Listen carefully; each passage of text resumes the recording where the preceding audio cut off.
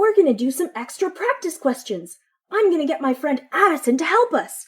Addison! Hey, Matthew, how's it going? You're doing practice questions? I love practice questions. Oh, right. Are you going to show me how to do them?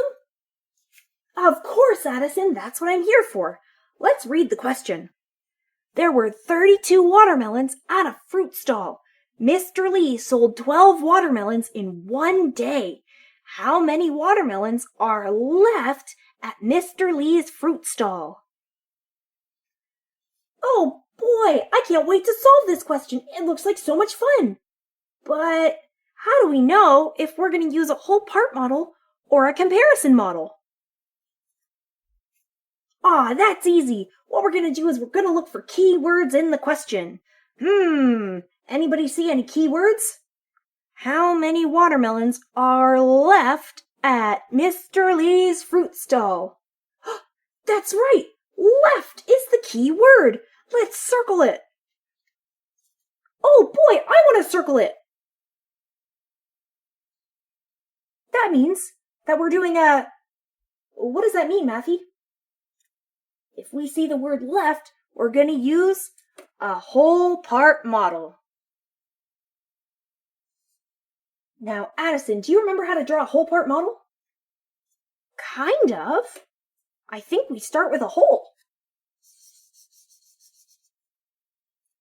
Addison, silly, not that kind of hole. We start with a whole box.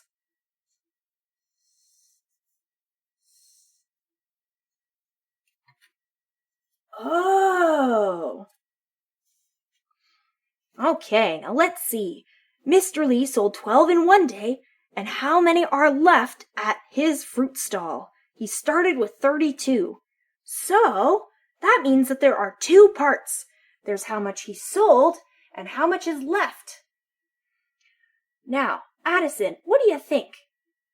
Is 12 watermelons going to be the big part or the small part? Probably the small part. Yeah, I think so too. Let's put it there. Sold and left. His total at his fruit stand was 32 and he sold 12.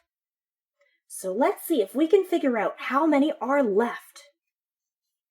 I remember how to do this. When you've got a total and you've got the small box, you have to subtract to find the other box, just like a number bond.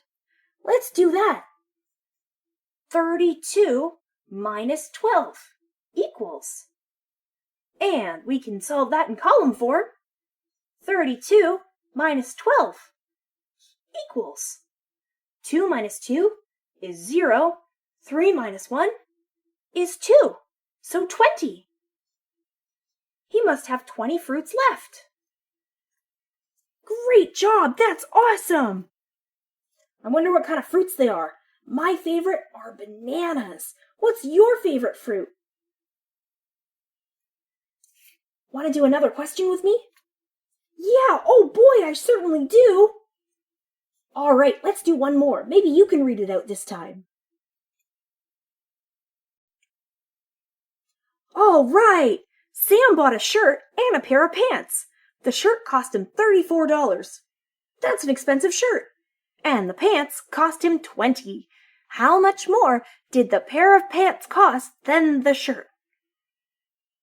Now what? All right, well, first we gotta look for keywords.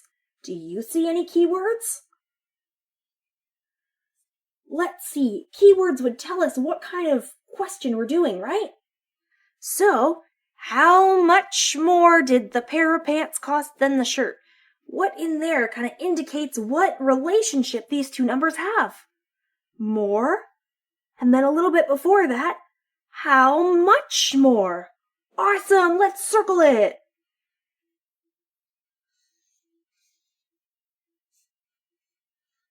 How much more? Does that sound like a whole part model, or like we're comparing two things in a comparison model? Yeah, I think so too. A comparison model. Matthew, could you remind us how to draw a comparison model? Of course! For a comparison model, you've got a big box for one subject, a small box for another, and a difference between them. You're going to put a number at each of those spots. Okay, Addison, do you want to take a guess as to how we fill in the numbers that we know? Sure! The shirt cost him $34 and the pair of pants cost $20. So, if one of these is the shirt and one of them is the pair of pants, well, the shirt's definitely going to be the bigger box because it's more expensive.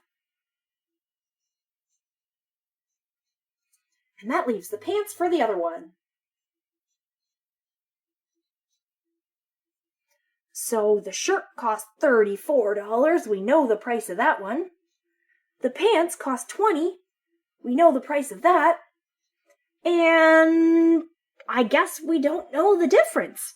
How much more did the pair of pants cost? So that's exactly what they're asking for. The difference. Or how much more. All right. Okay, you take over, Matthew. Show them how it's done. I'd be happy to.